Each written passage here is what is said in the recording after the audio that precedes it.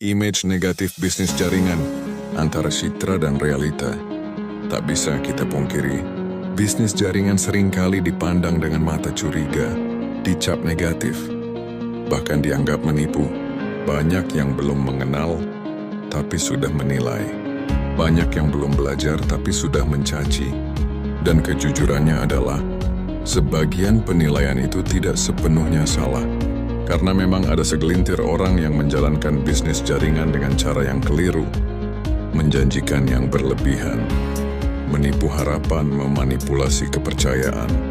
Mereka bukan wajah dari bisnis jaringan sejati, tapi karena ulah mereka, citra baik bisnis ini ikut tercoreng.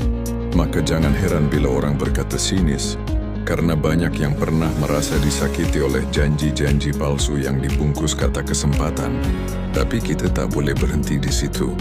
Kita tidak boleh menyerah hanya karena ada sebagian yang menodai keindahan sistem yang sejatinya mulia. Karena hakikat bisnis jaringan bukan sekadar menjual produk, tapi membangun manusia. Bisnis ini adalah tentang membangkitkan semangat, menumbuhkan keberanian, mengajarkan tanggung jawab, dan menumbuhkan nilai kebersamaan. Jika dijalankan dengan hati yang jujur, dengan etika, dengan nilai spiritual, bisnis jaringan justru menjadi sekolah kehidupan. Tempat orang belajar disiplin, belajar menghargai proses, belajar menolong orang lain tanpa pamrih. Maka solusi dari image negatif bukan dengan marah, bukan dengan debat, bukan dengan menjelekkan yang menjelekkan, tapi dengan membuktikan melalui sikap. Buktikan bahwa kita bisa menjalankan bisnis jaringan dengan integritas. Buktikan bahwa kita tidak menjual mimpi kosong, tapi menyalakan semangat hidup.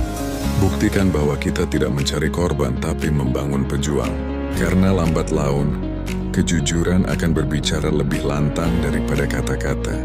Dan keikhlasan dalam membina orang lain akan menjadi magnet kepercayaan yang tidak bisa dibeli dengan uang. Jadi bila orang memandang negatif, tersenyumlah. Jangan balas dengan emosi, tapi balas dengan karya dan ketulusan.